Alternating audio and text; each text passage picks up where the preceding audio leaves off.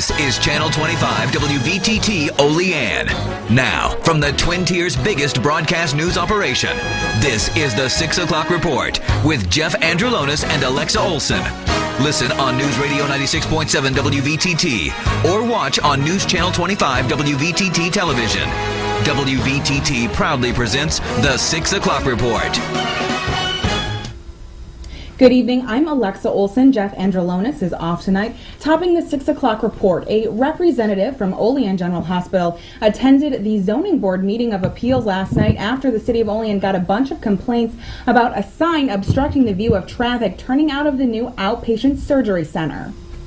WVTT reporter Molly Inglut is live in the studio right now. Molly, what do they plan on doing with this sign? Well, Alexa, as you said, there was a hospital representative at the meeting last night, and they suggested that they take the sign and push it 3.5 feet back from the road to hopefully help the drivers with their visibility.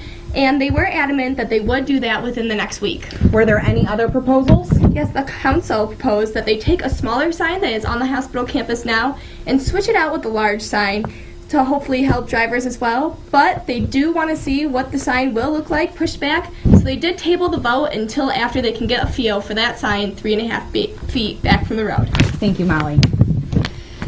There are some small signs of progress this afternoon in Colorado. The fight against a ferocious wildfire continues, but firefighters are getting little help from Mother Nature. Later this afternoon, President Obama will visit the region to assess the damage. Sandra Endo is in Colorado with an update on the progress, the damage, and people's spirits.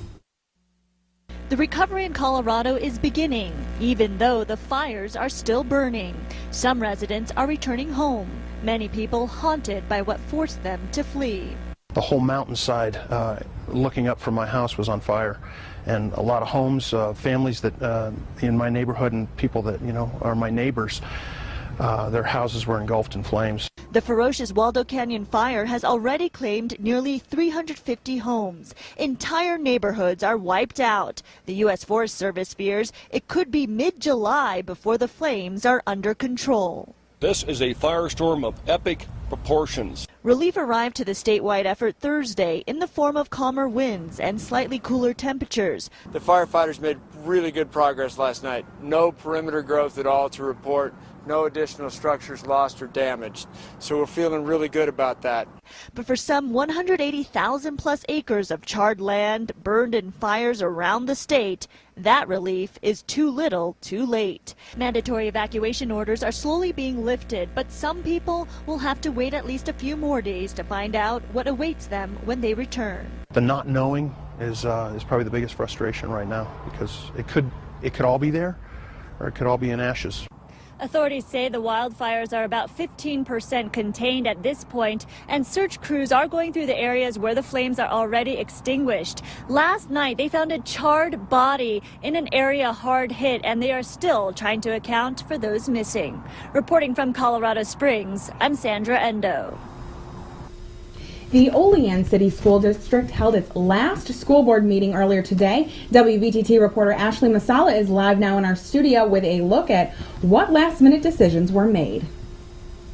That's right, Alexa. The Olean City School Board passed the controversial movement to eliminate one part-time and one full-time registered nurse. Parent of 2 Olean School District students, Amy Cicchetti, said she understands why the board made the decision even if she doesn't agree with them.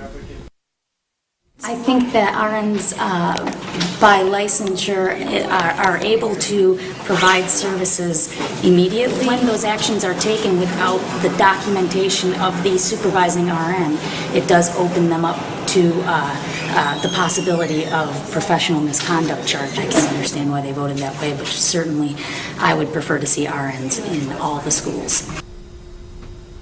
The board's decision will essentially save the school $102,000, and they will still have 2 RNs to supervise the licensed practical nurses. Olean City School Superintendent Colleen Taggarty said they haven't changed the nursing practices, they've just reduced the number of nurses within the district.